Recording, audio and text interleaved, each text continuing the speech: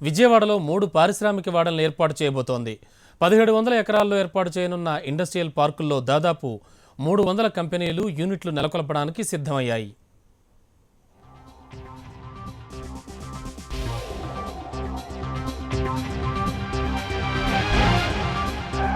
అమరావతి నిర్మాణంతో పాటే రాజధానిని పారిశ్రామికంగా అభివృద్ధి చేయడానికి ఏపీ ప్రభుత్వం ప్రణాళికలు రూపొందిస్తోంది.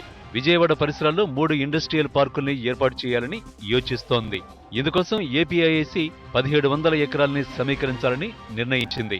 గన్నవరం ఎయిర్పోర్టు దగ్గరలోని మలవల్లిలో 1400 ఎకరాలు, వీరపనేనిగూడెంలో 180, జగయ్యపేట దగ్గరలోని పెద్దారంలో 100 ఎకరాల్ని గుర్తించింది. ఈ 1700 ఎకరాల్లో ఎక్కువగా ప్రభుత్వ భూములే ఉండడంతో ఇండస్ట్రియల్ పార్కుల ఏర్పాటు త్వరితగతిన చేయాలని భావిస్తోంది.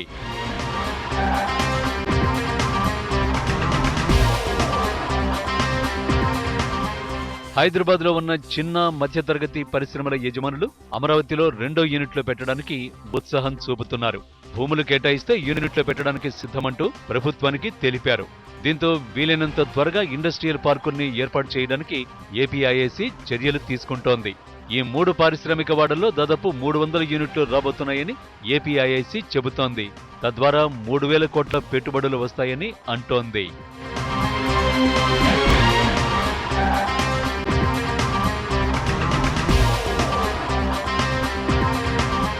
అటు అశోక్ లేలాండ్ కూడా విజయవాడలో భారీ తయారీ యూనిట్ ఏర్పాటు చేయబోతోంది.